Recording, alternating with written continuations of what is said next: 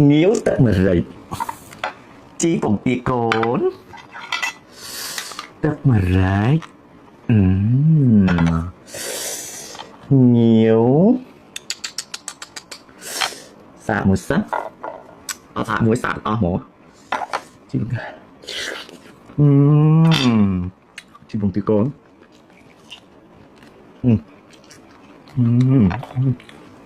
người tình ngoan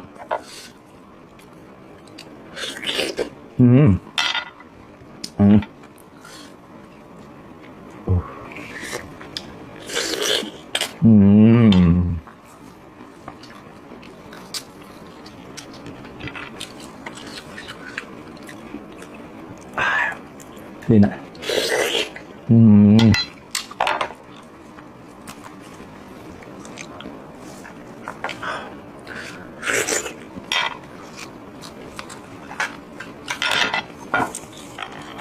ngồi nhiều đỏ không rồi để em xong ba biển ăn vậy đó ôi khoai đã chắc khoai đã khéo hơn cho nó đặt nó bị này vậy đó ôi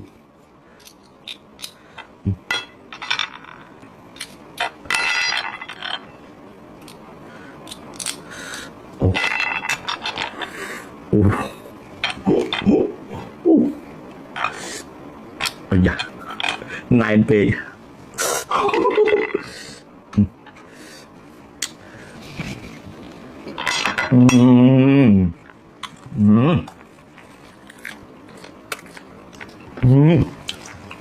đã thon thon ngang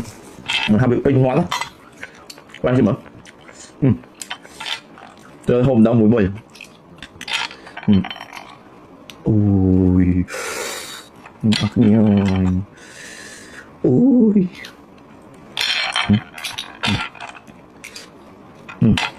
ui cái này hả xanh là hơi đu hộp mà nè ui cái này đỏ na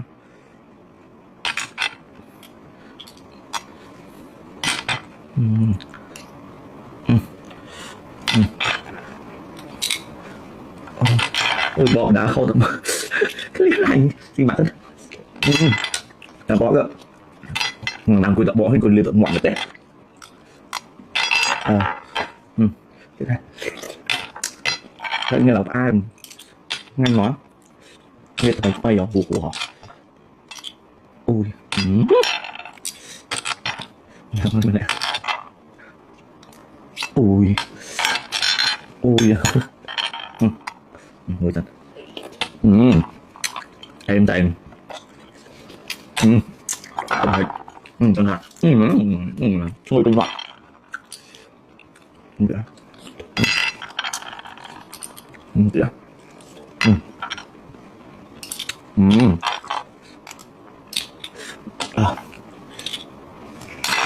anh sạc bạch chi mà bạch chi đặc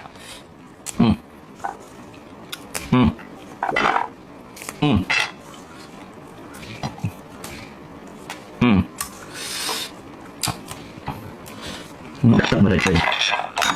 dạ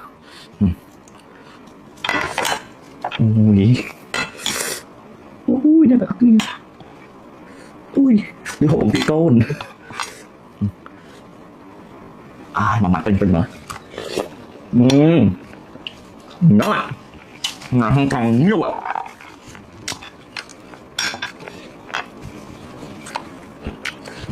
hai còn nhiều tinh ngoan chân ạ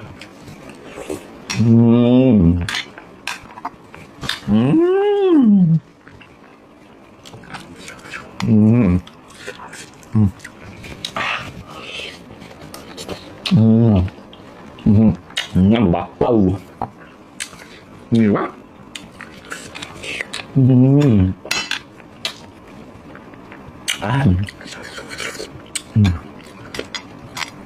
ôi dạ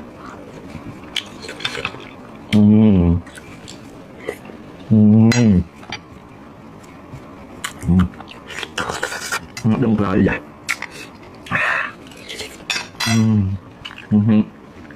êm ngon quá nhỉ.